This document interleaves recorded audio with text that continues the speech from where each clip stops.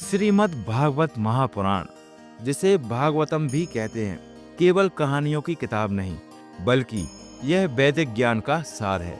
तो आज हम आपको इसके बारे में 5 ऐसे आश्चर्यजनक तथ्य बताएंगे जो आप लोगों को शायद नहीं पता थे। जिसका पहला तथ्य है वेद व्यास जी का असंतोष और इसकी रचना। महर्षि वेद व्यास ने चारों वेद, महाभारत और 17 पुराण लिखने के बाद भी अपने मन में शांति महसूस नहीं की। वे उदास थे। तब देवर्षि नारद ने उन्हें बताया कि आपने धर्म और कर्म का तो बहुत ही वर्णन किया, लेकिन ईश्वर के शुद्ध प्रेम भक्ति का नहीं। इसी कमी को पूरा करने के लिए श्रीमद् भागवत की रचना की। इसे निगम कल्प तरोर गलितम फलम कहा जाता है, यानी यह वैदिक रूपी वृक्ष का पका हुआ फल है, जिसमें ना छिलका है ना गुठली, बस रस ही रस।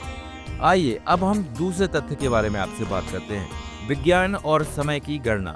भागवत महापुराण में समय और ब्रह्मांड की रचना का बहुत ही वैज्ञानिक वर्णन है। इसमें समय की सबसे छोटी इकाई 1 सेकंड का 1000वां हिस्सा से लेकर ब्रह्मा जी की आयु अरबों वर्ष तक की सटीक गणना दी गई है। तीसरे स्कंद में गर्भ विज्ञान का वर्णन है, जो बताता है कि माँ के पेट में शिशु का विकास सप्ताह दर सप्ताह कैसे होता है। यह आधुनिक विज्ञान के बहुत करीब है। अब आइए हम तीसरे तथ्य पर बात करते हैं, सुखदेव जी का जन्म और 12 वर्ष।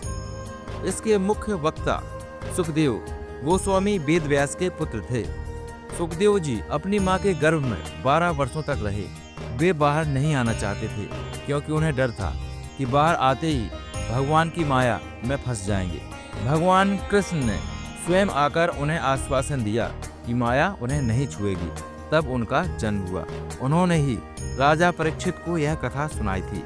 अब आइए हम चौथे तथ्य पर बात करते हैं, मृत्यु से मोक्ष तक का सफर 7 दिन। यह पूरा ग्रंथ मरते हुए व्यक्ति राजा परीक्षित को सुनाया गया था, जिन्हें पता था कि 7 दिनों बाद उनकी मृत्यु निश्चित है, तक्षक नाग के काटने से।